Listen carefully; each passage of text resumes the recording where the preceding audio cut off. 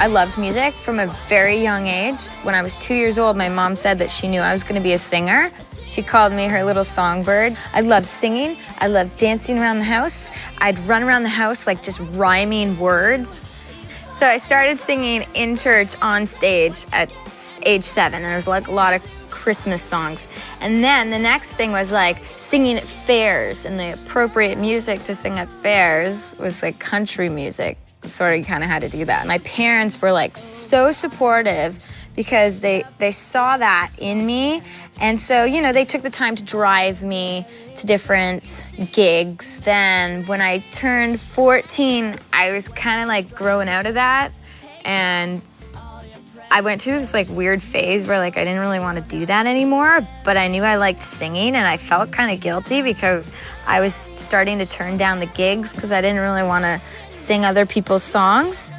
And then something just very naturally happened, which was me picking up this guitar that had been in our house my whole childhood that was my dad's. I don't even know if it was tuned at the time.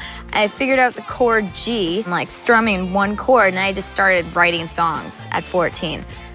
When I was 15, I wrote a song, and on my last album, I recorded it on Goodbye Lullaby. There's a song called Darlin', and I wrote the entire song when I was 15, living at home with my parents before I had a record contract or anything. Somehow, at age 15, I made my way to New York City to do a demo. I went to a studio, and before I even got through the process of actually making a demo, someone had told L.A. Reid that there was this young girl, 15-year-old in the studio, and that he should check me out.